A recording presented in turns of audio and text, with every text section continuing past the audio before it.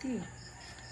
One of the classmates discussed the following are internal organs reproduction, etc.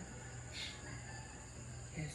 The classmate that instead urinary tract infection is the most common of females among females than males.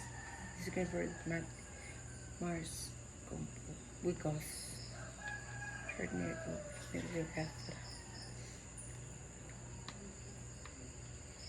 in mature cycle phase, which of characterized by growth in the metrium is under influence of proliferative phase.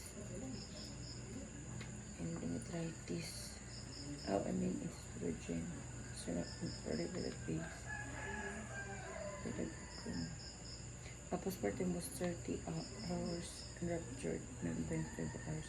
Which of the following is NARS and PLF?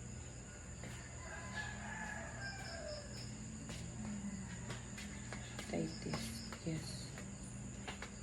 This is inflammation.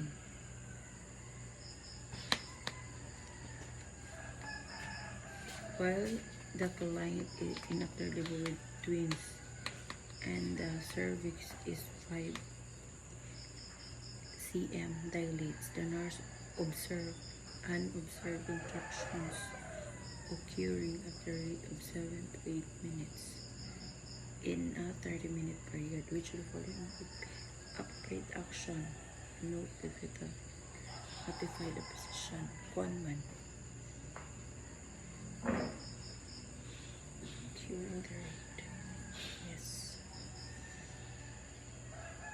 A 31-year-old multipara is admitted to the birthing room.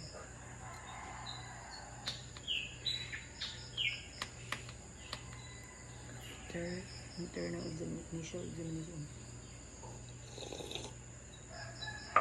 reveals your cervix at 8 cm.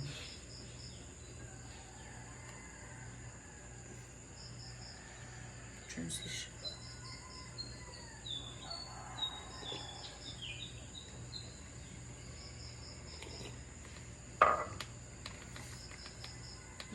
A patient that report weak pregnancy has presented abdominal cramping and vaginal bleeding past 8 hours CPAP and cerebral clots.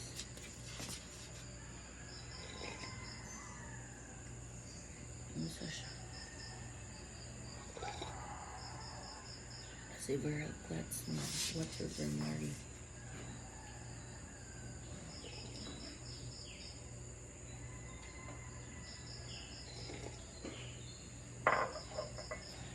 Immediately after delivery, the nurse medicates the neonates for sign of molding. Which factor determines that type of molding? Sabi na molding. Fetal body flexion or extension. Molding.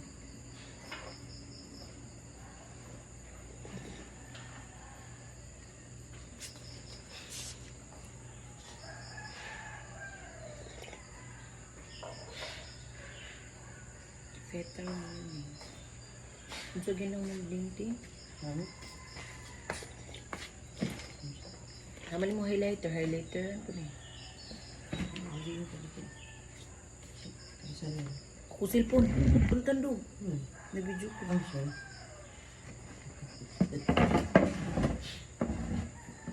Primary care with the patient is admitted to labor delivery area.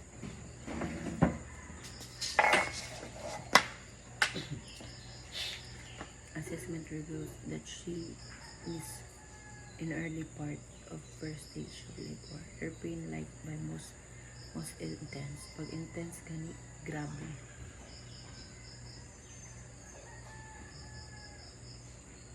Pelvic girdle.